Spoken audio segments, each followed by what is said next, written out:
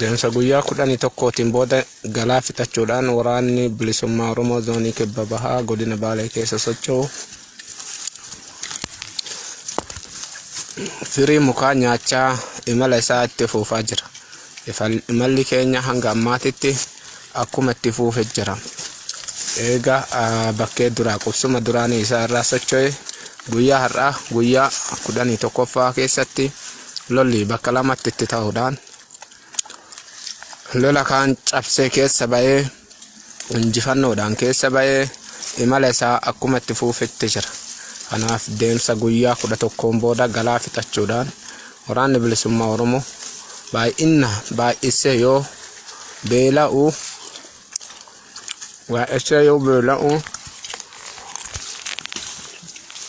osoo deemu firii mukaa jigee argatee nyaataa ture. Kanaaf yoo Rabbi jedhe akka injifannoon xumurru ni amanna inshallah. Kanaaf bakka jirtanitti uummanni Oromoo nu faana ta'uu qabdan. Bakka jirtanitti uummanni Oromoo nu faana ta'uu qabdan. Waraanni bilisummaa Oromoo beelaaf dheebuuf kana abdiin kutanne ta'uu isaa asumaan isin hubachiifna.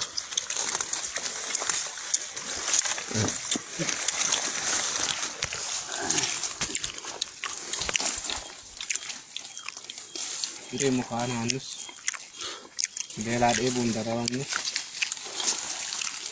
abdii yoo mooyyoo hin kutan haa keenya gargaartoonni kaayoo teenna galmaan ni geenya ni injifanna.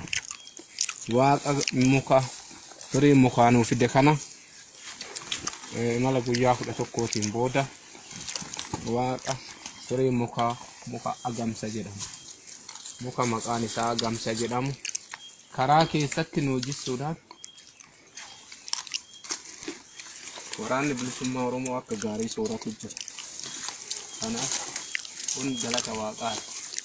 Waan Rabbi nama sooratanii qabsoo godhan abdiin kutan yoomilleen abdiin kutan yoomilleen abdiin kutan.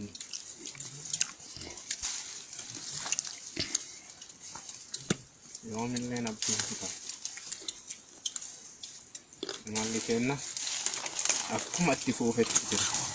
Injifannoo uummata Oromooti.